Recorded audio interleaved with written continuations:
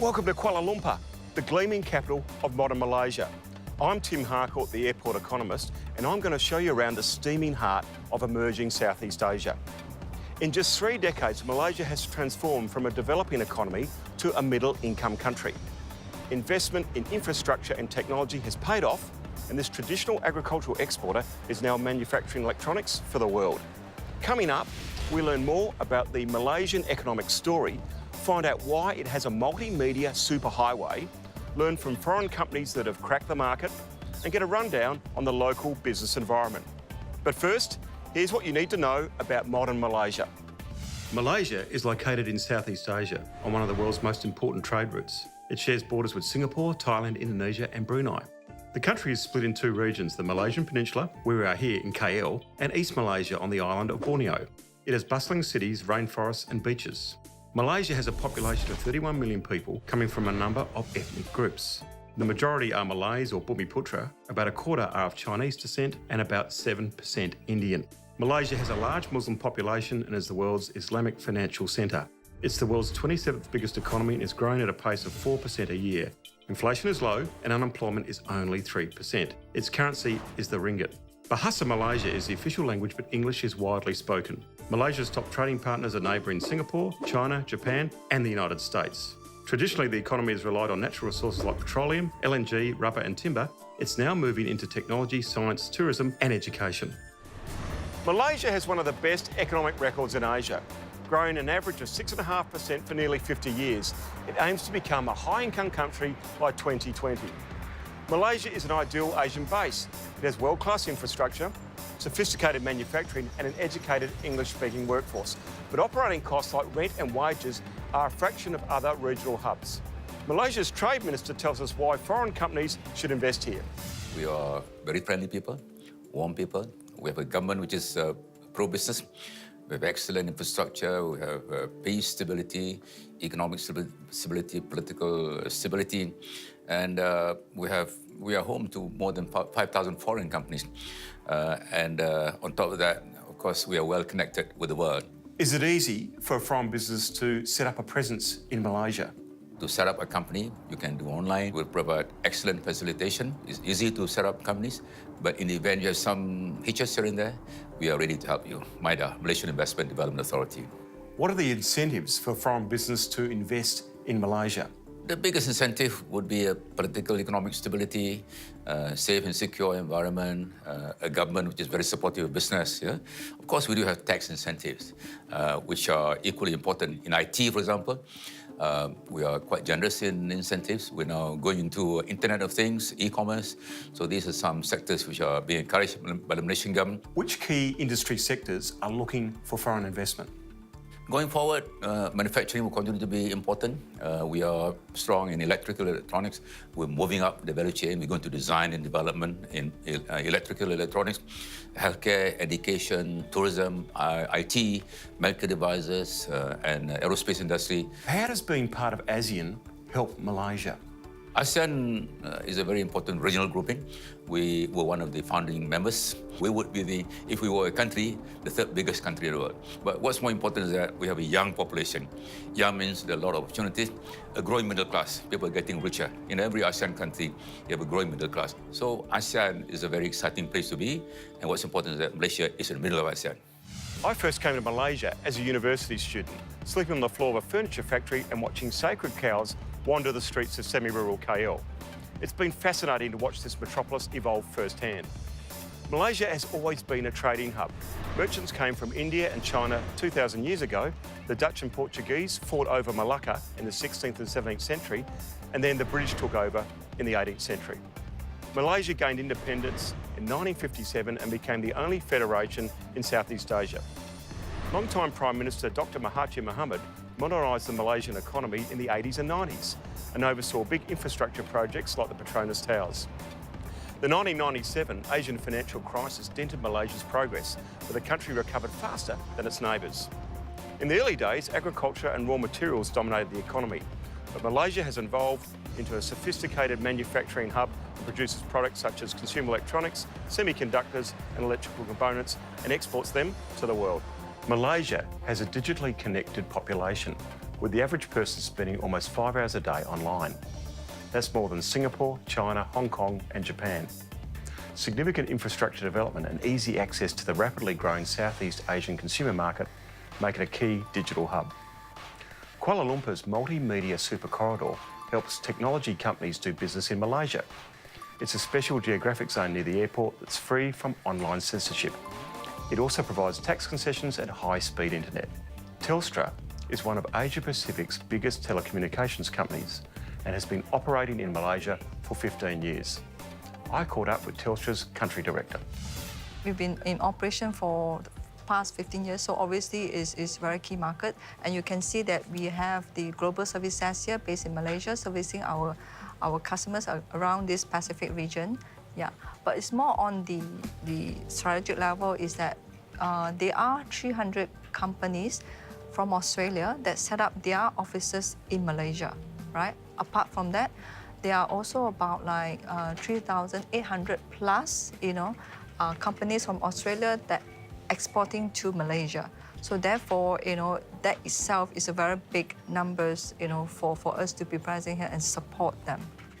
Tell us about the tech sector here. Do you have a startup scene here in KL, a big one? Yes, we do. The government started this organization or entity called MAGIC. It actually stands for Malaysia Global Innovation and Creativity Center. Yeah. So the whole objective of MAGIC, right, is to become the key driver for the startup scene. Okay.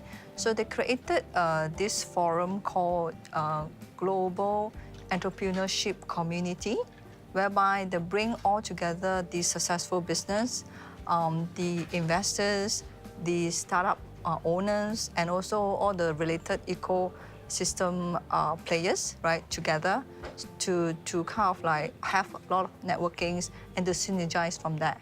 Where do you see the Malaysian market in 5 years' time? What the Vision 2020 has done, right, is really to create a very new generation whereby they are all has this so-called spending power. They are all are into very tech-savvy, extremely tech-savvy, and they love premium lifestyle, very health-conscious, yeah? So they are very socially connected, and they also very brave in terms of the social entrepreneurship. In the next 3 to 5 years' time, and I think Malaysia is going to be in a very great place in terms of the business. Yeah. What are your top tips for a foreign business coming to do business in Malaysia? I think the foreign companies need to know what they want to get out of Malaysia in terms of the outcome. Malaysia is also quite big in terms of geographical location. So they need to be able to find out which area they want to base their business in. For example, let's say Penang is very strong in terms of the electric and electronic kind of like space, the manufacturing place. Malacca, which is somewhere in the middle, central, is very strong in terms of the technology space, right? And Johor, which is on the south of the peninsula, is very strong in terms of the assembly hub for the supply chain operation, probably more so because of Singapore. So I think the foreign firm that come to Malaysia need to know where is it they want, what is it they want to achieve, and then choose a location that is right for their business. South Australian company Sony Clean makes specialist cleaners for the medical and food and beverage industries and then exports them around the world. Sony Clean selected Malaysia to be its Asian base. I caught up with founder Susan Lee to find out why. I'm originally from Malaysia, and I always believe that Malaysia is a very beautiful country, beautiful people, and it's developing faster than any other place apart from Singapore.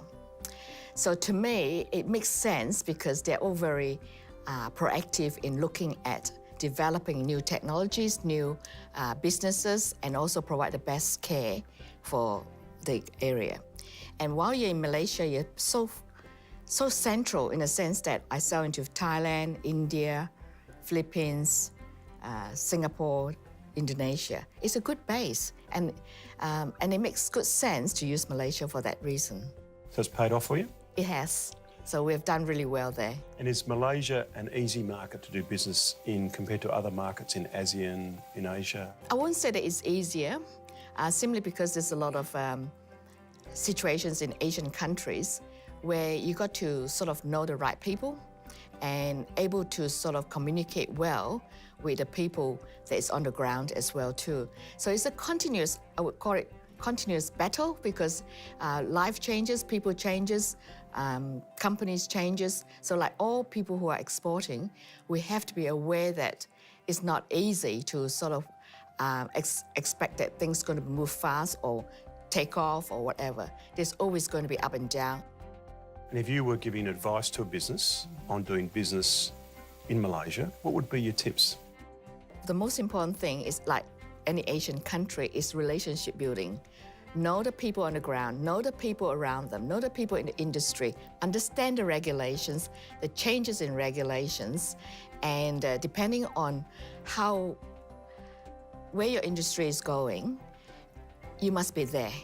Somebody has to be there for you or work for you, because you can't do a lot of things by remote control in Asia. They tend to forget about you after a while. They got a lot of people going there from America, from UK, and so it's important that as Australians, because we're so close to Malaysia, that we are there all the time. And you must have a good network of friends and good network of people who understand your business to be your champions as well. So presence on the ground. Presence lots of on the champions. ground. Yes, lots of champions. Fantastic. Terima kasih.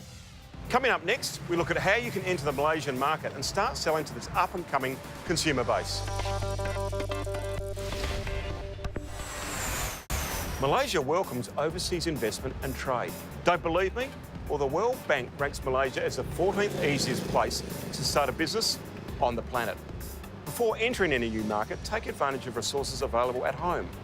Your country's trade organisation, like Austrade, and your local government can guide you through the process.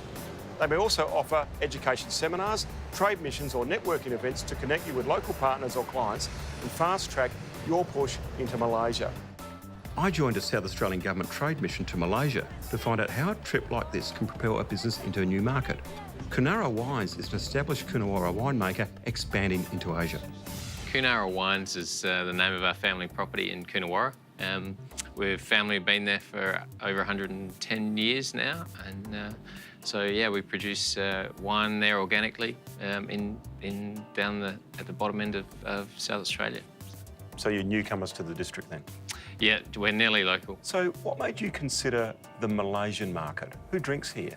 So Malaysia is a market which we looked at with, thanks to the South Australian Government bringing in the delegation. Last year, we brought our wines here and managed to secure the largest distributor of wines here in Malaysia. And why did you decide to join a South Australian trade mission to Malaysia?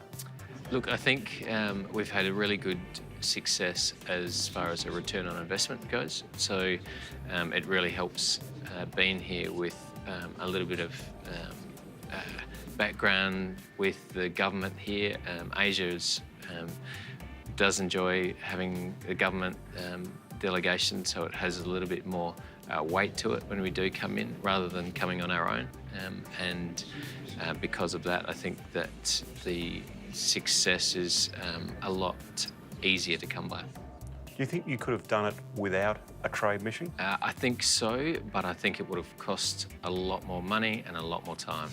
Malaysia has a strong trading culture with ties to its ASEAN neighbours, APEC, and the Middle East via Islamic finance. The Malaysian-Australian Free Trade Agreement is making it easier for many companies to do business here. Almost all Australian imports now come in tariff-free, including milk, rice, iron and steel, wine, and processed foods. High internet penetration and a sophisticated consumer culture also makes Malaysia an attractive market to sell to. Braintree, a PayPal service, helps business accept and process online payments. The advantage of the wonderful world of the internet is that nothing's really out of reach. The only opportunity is, do you deliver? So for those from international merchants who've worked out logistics solutions to land product in Malaysia and the length and breadth of Malaysia, reaping the benefit of having that capability. There's nothing really getting in the way. I think the tariffs and taxes are very well and easy to work out for landing products and service and certain aspect services. But I'll say It's very easy to get the word out. You know, advertising is very mature, using very traditional methods of above the line, also below the line advertising in social media. And I guess this is the other opportunity. International merchants can really take the benefit of what is a very, very strong social media climate in Southeast Asia. So what advice do you have for exporters wanting to sell directly to customers in Southeast Asia? I think the number one thing I would say is understand your logistics and understand your contact methodology when it comes to that. Also understand the communication channel. You need to talk to your customers on the medium that they're used to. They don't have an interest in email. Email's not a thing for them.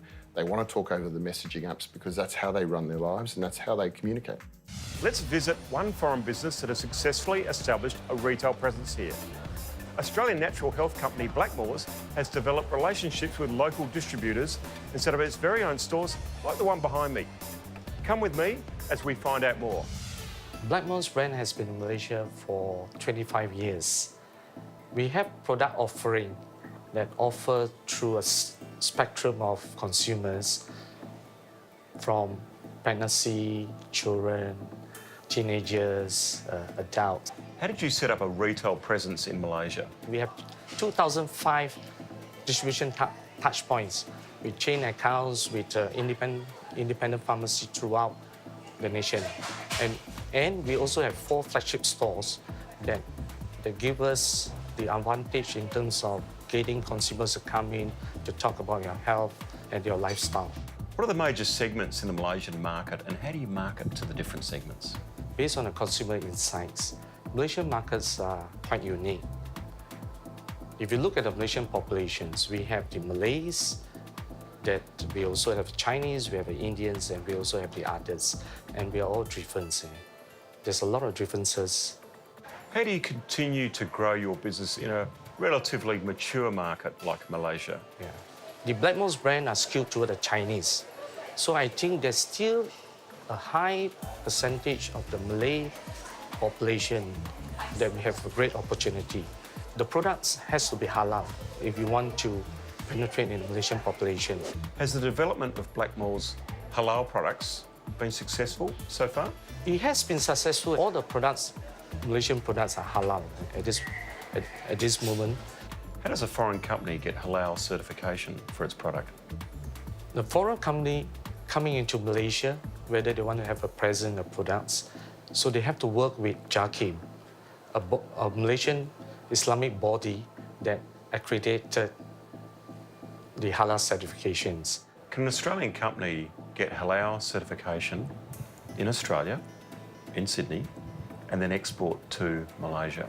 Yes, Australian companies who are manufactured in Australia, whether the brand or the ingredients or whether the product, they can get halal certification if they wanted to penetrate into the Malaysian market. But it has to be recognized by the JAKIM body. So the JAKIM Association will have accreditation of some of the body in Australia. What cultural differences do you think foreign companies would find when coming to Malaysia? A lot of pitfalls when you see a lot of foreign companies coming to Malaysia. You find that they think one strategy fits all. But if you look at the Malaysian demographic, we have different races. So consumers' insights are very important. They need to do a lot of research. And for them to be successful in a country with Malaysia, it has to go to halal if you want to be in a country in this category. Education, literacy level, consumption, purchasing power for the Malaysian Malay Muslims has been increasing rapidly every year. So it's a huge market for them to tap if they know and understand the local consumer insights of the people. Malaysia is a modern multicultural society and welcomes foreigners. To succeed in business, you must respect Malaysia's predominantly Muslim population and their local traditions. Dressed conservatively, women should cover their chest and shoulders at all times. Don't offer to shake hands with the opposite sex, be guided by your host. Schedule meetings around prayer times and avoid appointments on Fridays. This is the religious day of the week. Take time to understand the local business hierarchy. When you go to formal meetings, make sure your most senior representative walks into the room first and begins the formal introductions. Follow these basic guidelines and it won't take long for local partners and clients to warm up. Malaysians are relaxed and have a great sense of humour. Their business culture is built on relationships and lots of time is spent eating together and discussing family life. Enjoy the fabulous local food. I still remember having my first laksa here as a university student many years ago. Here I am today at the Grand Hyatt and it just gets better. Let's find out more about entertaining local partners and building good business relationships here in KL. I checked in with the Malaysia Australia Business Council. Malaysia is one of those countries that's a real melting pot of different cultures. We've got a very strong Malay and hence Muslim component of the population, but also Chinese and Indian. So there's a fair bit of diversity, which is not too strict, but at the same time, you'd be wise to navigate some aspects of it. How do you form a healthy business relationship in Malaysia? Is it just business or do you have family occasions or entertainment as part of the building of the relationship? Yeah, it's certainly not just business, and that's something I think people could really be aware of. It really is about establishing a relationship, getting to know people, and trust is a big commodity in Malaysia and obviously for other countries in Asia, but people do want to know who you are and get to know you socially and things like that as well, you know, before doing business with you. What are the guidelines for entertaining? Do you initiate it? Is it always just dinner or lunch? Yeah, you'd have to be fast if you want to initiate it because I think a lot of businesses and business people will issue invitations for you to come out, to eat, to have a meal and things like that as well. So an invitation to eat could really be expected and you wouldn't want to decline it because people really do love to eat out. Are there certain dining areas in KL, especially for restaurants? Well, we're a bit spoilt for choice in KL, so it really is a food city and a food country, if you like. So there's lots of good restaurants, lots of great places to eat. Certainly around the KLCC, the city centre, there's the Surya KLCC, which is the mall that's underneath the Petronas Twin Towers. So there's no shortage of restaurants there. Coming in from the airport, there was these fantastic freeways in Malaysia, and then you sort of hit peak hour KL. Yeah. How would you get around as a business traveller? Certain journeys you do by train and there's a pretty good light rail system and it's coming online. The train from the airport is actually quite good. Taxis are plentiful, but of course, like a lot of places as well, Uber and Grab, the ride-sharing services, so they're quite popular as well and make it easy to get around. Well, that's it for our Malaysian adventure. It's quite something to witness a country transform in just a few decades from a developing nation to a middle-income economy with world-class physical and digital infrastructure. Malaysia is on the superhighway to economic success. Let's recap what we've learnt from our time here. Malaysia is multicultural, made up of 3 communities, Malay, Chinese and Indian. It's a largely Muslim country. You need to respect local religious customs, dress conservatively and follow the country's strict censorship rules. Kuala Lumpur is a cost-competitive Asian hub. It has reliable infrastructure, an educated workforce, but wages and rent are a fraction of the region's other major cities. The government badge matters in Malaysia. Get to know Malaysia's trade and investment agencies, MIDA and Martrade. Malaysia is a fun place, especially its food, glorious food. You'll have a good time socially when you come here to do business. If you like what you've seen in Malaysia, check out our website, theairporteconomist.com, for further details and special offers from our partners. So that's all from Kuala Lumpur. See you all on our next business adventure. I'm Tim Harcourt and I'm the Airport Economist.